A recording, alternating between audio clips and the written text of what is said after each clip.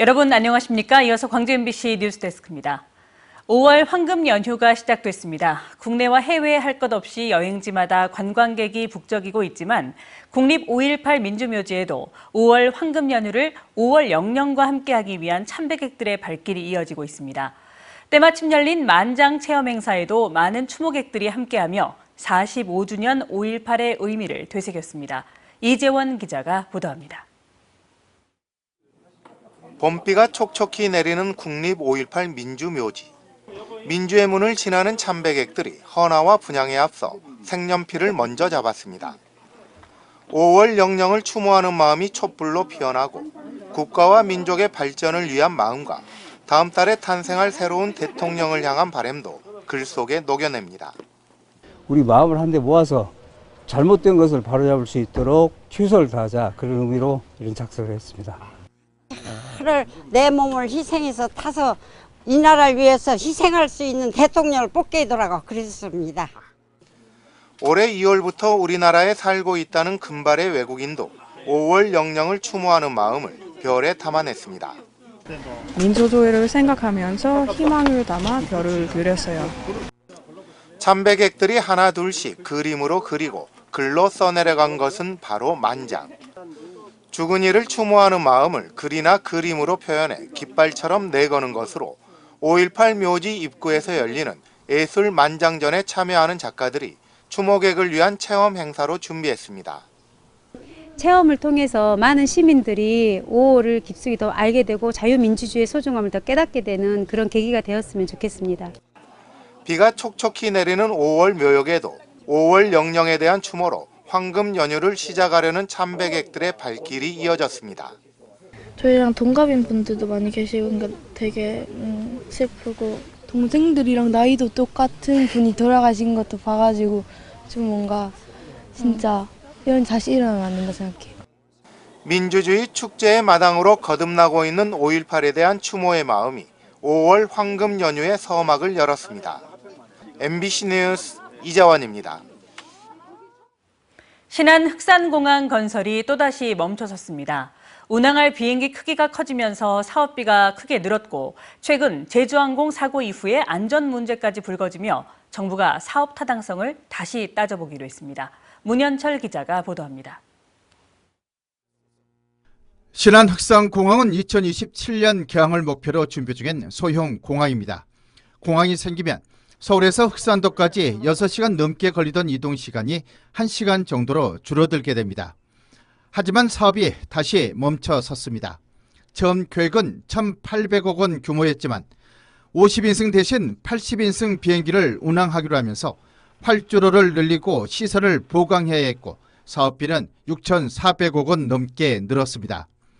여기에 지난해 말 제주항공 여객기 사고로 지방 소형 공항의 안전 문제가 떠오르면서 흑산공항도 안전을 다시 따져봐야 한다는 지적이 나왔습니다. 공항도 이전 구상보다 크게 짓다 보니 생태계 파괴 등 환경 문제가 다시 불거질 수도 있습니다. 기획재정부는 한국개발연구원 KDI에 사업을 다시 검토해달라고 요청했고 KDI는 지난 2월부터 타당성 재조사에 들어갔습니다.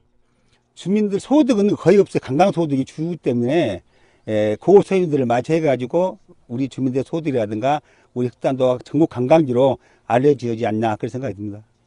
흑산공항은 이미 예전 예비조사에서 사업성이 있다는 판단을 받았던 만큼 이번 재조사도 통과할 수 있을 거란 전망도 있습니다.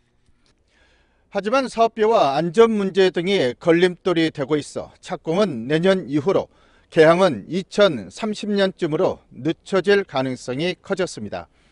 MBC 뉴스 문현철입니다. 전세 사기 관련 상담을 받을 수 있는 주거복지센터가 이제 동부권에도 생겼습니다. 상담 요일이 한정적이고 예약제라는 점이 아쉬움으로 남습니다. 김단비 기자입니다.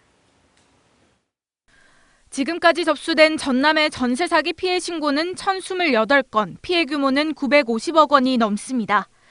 피해 72%는 여수와 순천, 광양 등 전남 동부권에 집중돼 있습니다. 피해가 잇따르자 전라남도는 지난해 9월 전세 사기 피해자 지원과 피해 예방을 위한 주거복지센터를 만들었습니다. 그동안 주거복지센터가 무안에 있어 동부권은 혜택을 제대로 받지 못했는데 이번에 동부청사에도 새로 센터가 마련됐습니다.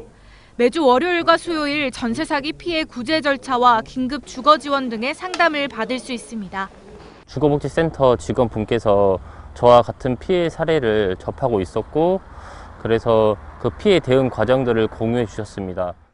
전세 사기 피해가 집중된 동부권에 센터가 마련된 건 고무적이지만 보완해야 할 점도 적지 않습니다. 월요일에는 변호사가, 수요일에는 법무사가 참여해 한 번에 모든 상담을 받을 수 없습니다. 또 변호사 상담은 최소 5일 전에 예약해야 하기 때문에 여전히 불편하다는 겁니다. 일주일에 이틀만, 그것도 예약제로 지금 운영이 되는 걸로 제가 확인이 되었는데 실제 그게 큰 도움이 될지 그것도 좀 굉장히 우려가 됩니다. 전라남도가 주거복지 지원센터를 확대한 건 전남과 광주에는 국토부 주관의 전세 피해 지원센터가 없기 때문입니다. 전남도는 국토부에 보다 전문적인 기관인 전세 피해 지원센터 설치를 건의했지만 감감무소식입니다. 피해 지원센터는 서울과 경기, 인천 등 6곳에만 있습니다. 근데 이제 국토부에서는 인력 운영이 어려움 등으로 검토해 보겠다고만 하고, 순천 신대지구 전남 동부청사에 마련된 주거복지센터는 매주 월요일과 수요일 오전 10시 30분부터 오후 4시 30분까지 운영됩니다. MBC 뉴스 김단비입니다. 김영록 전라남도지사가 대선 출마 선언을 한 한덕수 전 국무총리를 정면으로 겨냥했습니다. 김 지사는 SNS를 통해 한 전 총리는 반헌법 내란 행위에 대한 반성과 사과부터 하고 5.18 묘역을 참배하는 것이 최소한의 도리라고 밝혔습니다. 또 자기도 호남 사람이라고 했던 한 전 총리의 발언은 호남을 무시하는 발언이라고 덧붙였습니다. 한 전 총리는 어제 대선 출마를 선언한 뒤 광주를 찾아 5.18 국립묘지를 참배하려 했으나 시민단체에 가로막혀 발길을 돌렸습니다. 도심 속에서 온 가족이 목장 체험을 즐길 수 있는 행사가 열리고 있습니다. 한평 나비축제장 일대에서 오는 5일까지 열리는 도심 속 목장 나들이 행사에서는 우유로 치즈 러스크와 아이스크림 등을 만들어 볼 수 있는 다양한 체험 행사를 만나볼 수 있습니다. 우유자조금관리위원회 주최로 열리고 있는 도심 속 목장 나들이 행사는 우리 우유와 유제품의 안전성과 가치를 알리기 위해 해마다 진행되고 있습니다.